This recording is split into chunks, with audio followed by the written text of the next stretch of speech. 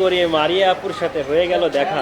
Page হারিয়ে singer সাগর এখন হয়ে গেছে কাল বিকেল বেলায় আমি রইমা আমরা একটু বাইরে বেরিয়েছিলাম, যে প্রচন্ড পরিমাণে গরম পড়ছে। এক কথায় বলতে হয় গা পচা গরম। এত বিশ্রী গরম আসলে সহ্য করা অনেকটা কষ্টের। তো আমরা বাইরে গেছি রইমার আমার জন্য। আমাদের টুকটাক কিছু কেনাকাটা ছিল, তো সেগুলো শেষ করব। কেনাকাটার পরে সন্ধ্যার দিকে আমাদের তুষার দাদা ও অনেক দিন পর সাগরের সাথে দেখা হয়ে গেল, আমার প্রিয় ছোট ভাই। এক পাশে কবি এক পাশে সিঙ্গার। কার কার মোবাইলের লক খুলতে গেলে ব্যবহার করা লাগে ফিঙ্গার। অসাধারণ।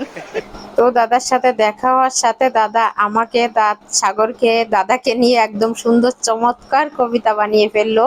মাইন্ড ব্লোয়িং ব্রেন্ড আর কি দাদার, মানে সাথে সাথে উপস্থিত বুদ্ধি যাকে বলে। আসলে সত্যি অবাক করার মতো প্রতিটা কথায় কথায় কবিতা আর কি। তো দাদা আর আমরা একটু লেবুর শরবত খাচ্ছিলাম।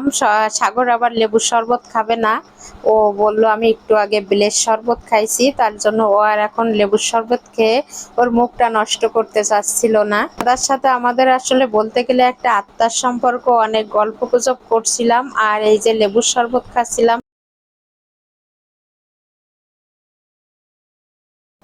তো যাই হোক, বেশ কিছুক্ষণ দাঁড়িয়ে দাদা সাগর আমরা একসাথে গল্পগুজব করছিলাম। আর দাদা মানে তো সুন্দর সুন্দর কবিতা। তা কি মনে করছেন লেবুর শরবত নিয়ে দাদার কোনো কবিতা শুনবো না? না, লেবুর শরবত নিয়েও দাদা আবার নতুন করে কবিতা শুরু করে দিল। আসলে হাত দিয়ে ভিডিও করছি তো ফোনটা একটু কাঁপছে। তো চলেন দাদার লেবুর শরবত নিয়ে আমাদের কি কবিতাটা শোনালো, সবাই মিলে একসাথে দাদার লেবুর শরবতের কবিতাটা শুনি। লেবুর পানি সাদা চিনি এর ভিতরে মিশানো আছে বিষ। এ না দিয়ে বোন তুই বাড়ি গেলে ঠান্ডা পানি দিস। ওরে বাবা। দেখছেন কি অসাধারণ প্রতিভা, একদম সাথে সাথে দাদার কবিতা রেডি থাকে।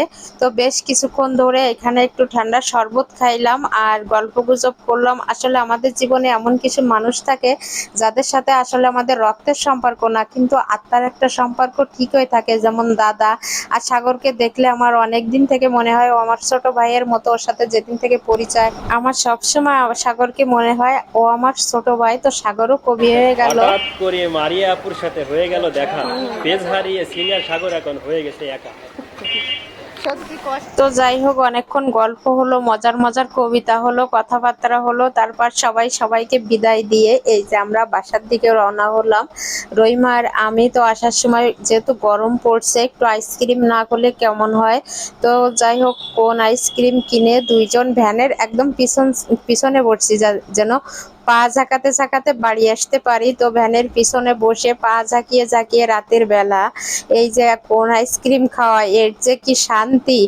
আর এই তো অন্ধকারে আমরা ভিডিও করছি, এই জন্য একটু কালো কালো লাগছে। আর যখন গাড়ির লাইট গুলো আসছিল তখন একদম চকচক করছিল। তো যাই হোক, গল্প করতে করতে দুইজন একদম পা ঝাঁকাতে ঝাঁকাতে বাসার দিকে চলে আসতেছি, রহিমা আর আমি। আমার অনেক বেশি ভালো লাগে রহিমার সাথে বাইরে যেতে, ঘুরতে। সারা দিনটা যে কিভাবে কেটে যায় টেরই পায় না। খুব বেশি ভালো লাগে রহিমার সাথে কোথাও গেলে। অন্য কারোর সাথে যাচ্ছে, রহিমার সাথে ঘুরতে আমার অনেক বেশি ভালো লাগে। আর দেখেন যে সময় গাড়ির আলো আসছে তখন ফোনের মানে ভিডিওগুলো ক্লিয়ার হচ্ছে, আর যে সময় গাড়িটা মানে পিছনের গাড়ি চলে গেলে মানে ভিডিওগুলো অন্ধকার লাগছে। তো যাই হোক, আমরা বাসার দিকে চলে আসব। একটা চমৎকার সন্ধ্যা কাটলো ঘুরে ফিরে সবাই মিলে একসাথে গল্পগুজব করে। তো সবাই ভিডিওর ভালো লাগলে পেজটাকে ফলো করে দিবেন, আমার পাশে থাকবেন, আমাকে সাপোর্ট দিবেন, সহযোগিতা করবেন। ভিডিওটা দেখার জন্য সবাইকে অসংখ্য অসংখ্য ধন্যবাদ। সবাই ভালো থাকবেন, সুস্থ থাকবেন, আমার জন্য দোয়া করবেন। আমিও প্রত্যেকের জন্য দোয়া করি। আবারও দেখা হবে সামনে নতুন কোনো ভিডিওতে। সে পর্যন্ত সবাই ভালো থাকবেন। আল্লাহ হাফেজ।